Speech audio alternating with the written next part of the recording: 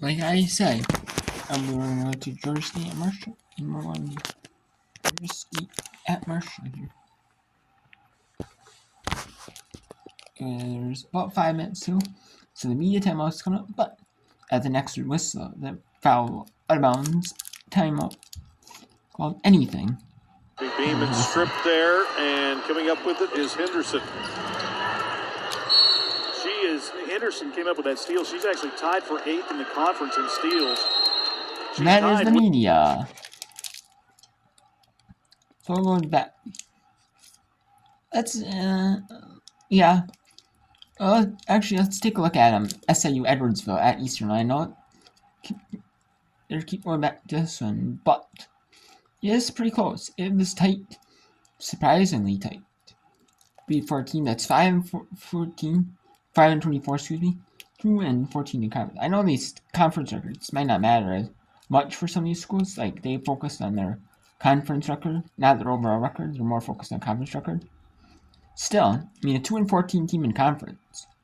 If your team is 2-14 in the season and advances to 10-16, you're more likely, to think it'd be a good blowout. But no, both these teams are playing competitively, and that's what you like to see, at Southern Illinois University, Edwardsville, not going down without a fight, though. That's what you like to see, January and Kyra Williams. Galuza into the corner. Lois, they left her open for 3, but she misses it, and the rebound, Macy McGlone, and she's fouled. Foul on Clayton, that's her second, team second. Ball out of bounds for Eastern Illinois. Shot clock will be 7 seconds under the game clock here, so Eastern cannot get the last shot of the half unless they get an offensive rebound.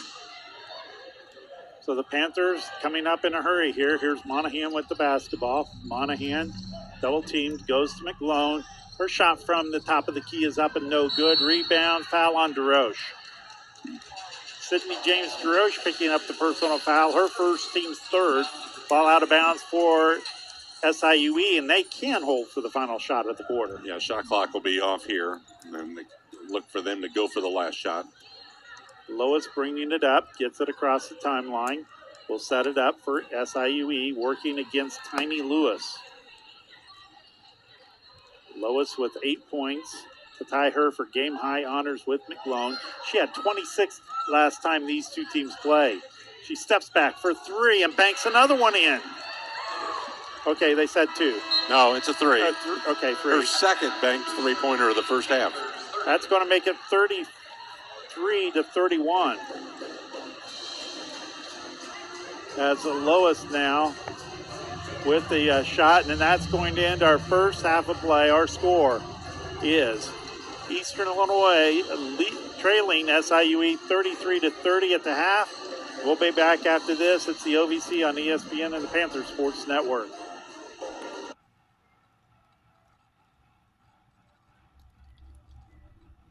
Okay, so it's 33-30. SIU Edwardsville with the lead on Eastern Illinois. It says right here 33-28, but it's really 33-30. And we have this one's starting to be about Baylor at Cincinnati, like expected, but man, Baylor was having a struggle on that little bit of the part of the first quarter.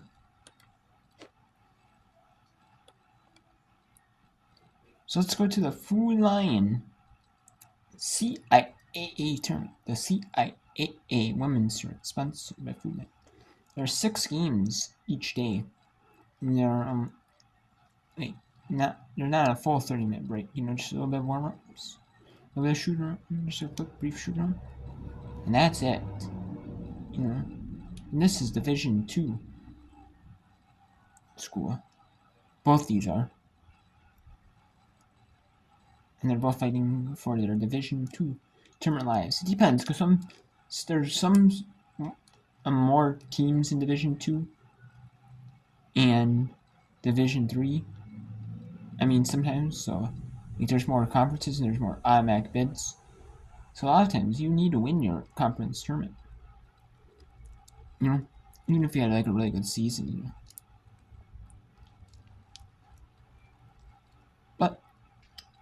I'll send you to Winston-Salem State at John C. Smith in Baltimore, Maryland for the final game of the night in the NCAA tournament for the second round.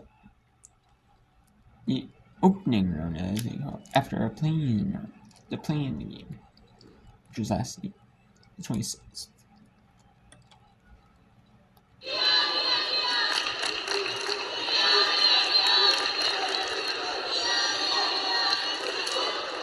Lane. Basket is good from Nigel Lane. Sophomore. And we talked about Coach Warren's talent as her team is young, but they are playing big right now. And Kennedy Simmons. She's been quiet so far in this game, but she can certainly heat up. She certainly can. I mean, you talked about Coach Warren's team being young. Coach Warren herself is young. To give you a little bit of perspective, I started college in 2015, and that's when Coach Warren was leaving Bethune-Cookman University and going into now her coaching role, her head coaching role. She's young, she's doing well, and still has a lot of room to grow. Absolutely, big play there for the Rams. I cannot believe you just told me that you started college in 2015. You know, I was going to let that slide, and then I said, nah, I can't let that slide.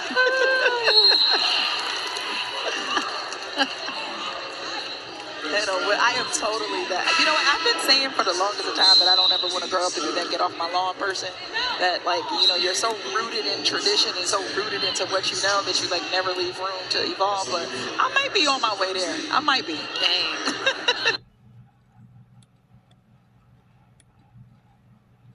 Okay, so actually, let's go back to Winston State Johnson Smith. Why not? This is a good one. It's 36-29 favor of Johnson C. Smith.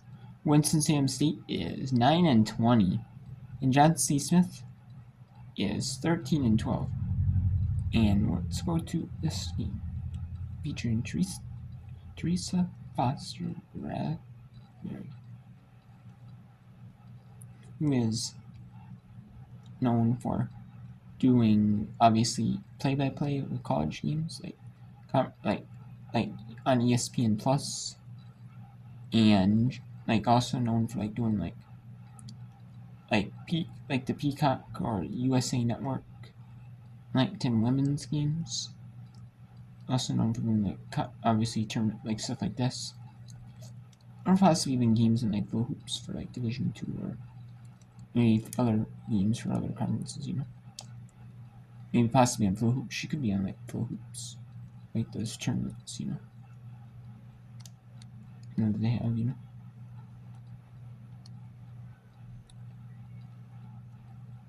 Possession, that was a foul by Ashley Kerman. So in my former post player mind, if I'm Erin Hall, I mean, I'm going at her. Yeah. Period. And try to get her out the game because she is a big addition. She just almost put in a second chance bucket. Yeah, Ashley Kerman is definitely a force in the paint, but Erin Hall is trying to battle. That she should. Give us a show. Set a big screen here for Hall. Oh, yeah. Not enough on it, and of course, there's Kervin coming in, grabbing the bucket.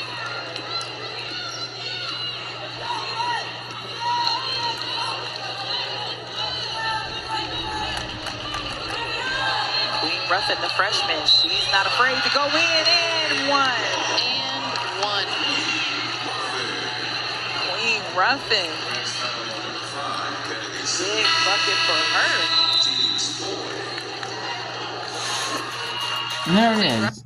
Johnson C. Smith with the lead here over Winston-Salem State. 38-31. And there is some games at half. We have Baylor up 39-21 on Cincinnati at the halftime break. SIU Edwards up on Eastern Eye 33-30 at 28 or 33-28 says, but it's 33-30 at the half. Marshall up 43-35 with 1:23 3 to go.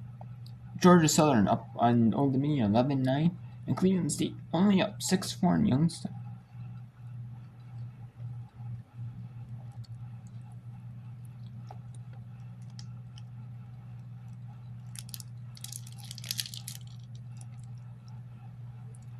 So let's go to the final minute at Marshall University.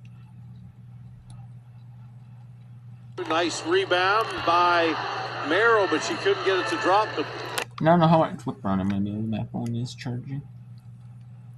Oh, my phone is not in charger, so. Any issues with my phone, but who knows. So if it gets starting to get low, from whip run coverage, I'll have to end it. I can charge it using USB. So.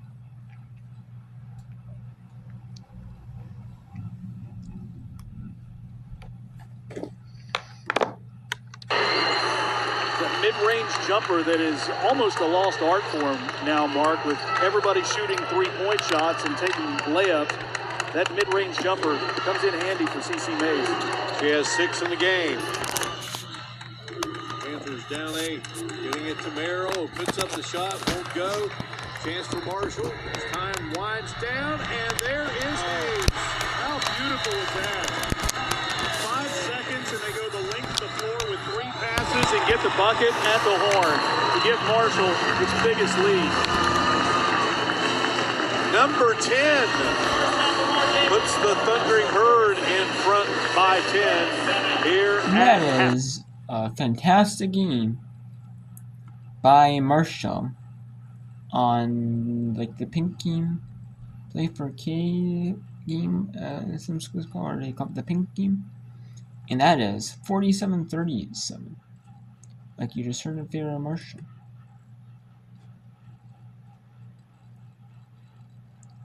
Let's go to Cleveland State and Youngstown. And that is close 8-all here. Defensive game between these two Horizon League programs. Cleveland State's definitely the favorite in this one, but obviously they're doing really well in overall and in the conference. But man, Youngstown's not giving up.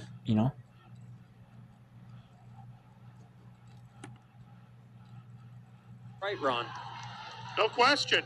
And when you're standing still and the arms are straight up in the air, you are not going to get called for a foul. Under 2 minutes remaining here in our first quarter. Tina Gerald's will launch a 3. Off the mark. Neither team unable to get anything going from the perimeter early on. Naples loses it. Albaugh tries to keep it in play, but she cannot. Cleveland State will keep it. Maddie Albaugh doing a really nice job of making sure that the easy bucket was not going to be done. Cleveland State coming into tonight on a 7-game winning streak, and they have won 14 of their last 15 games. It's the team that on paper, they're hitting their stride at the right time with conference tournament play coming up next week. Maples, jab step, pull up, no good. Another offensive rebound for Birch. Going up over Saunders, shot blocked. She'll get it back. She hits the floor. That'll be a travel. Great defense by Emily Saunders. And there is a lot of energy from the home crowd so far in the Beagley Center tonight. Well, this is a really entertaining style of basketball that the Penguins are playing defensively.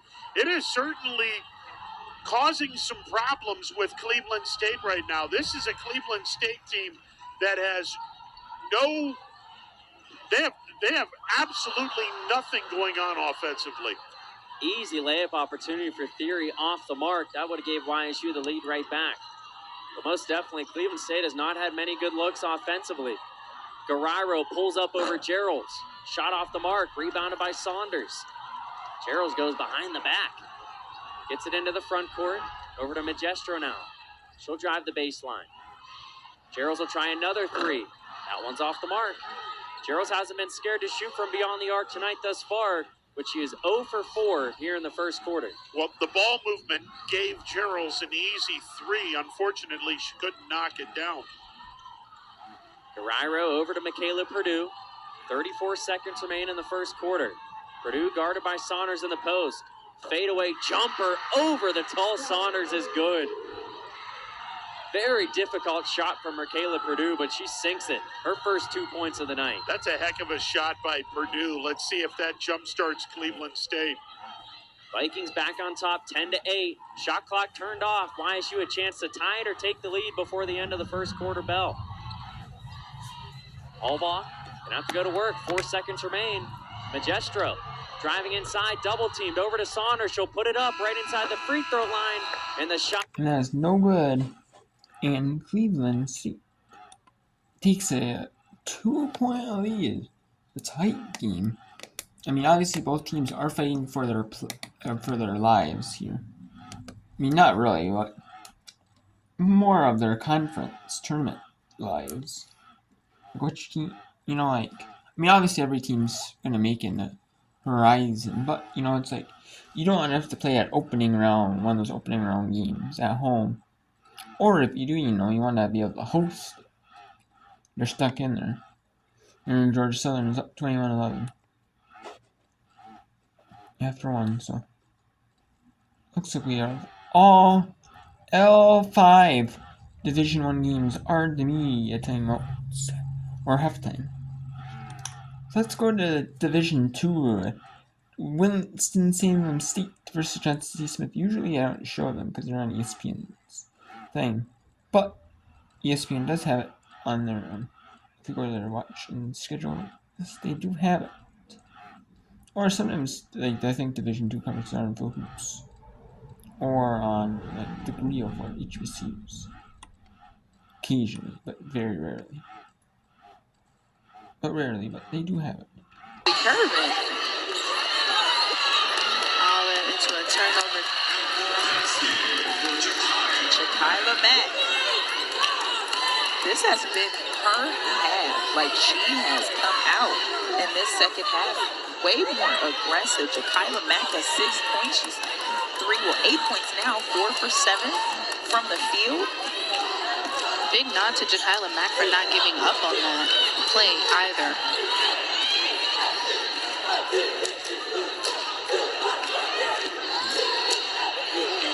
Contact there.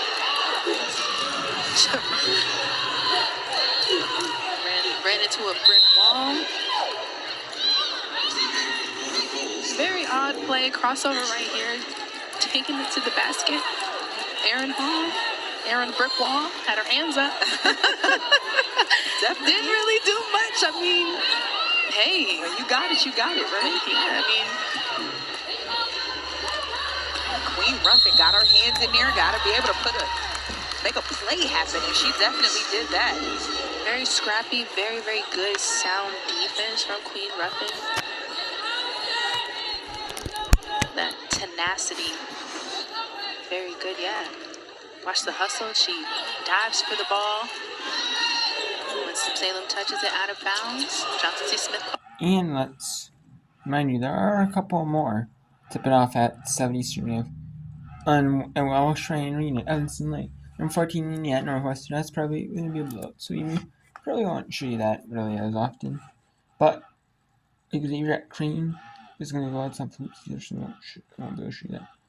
But we will show you a little bit of some of our Army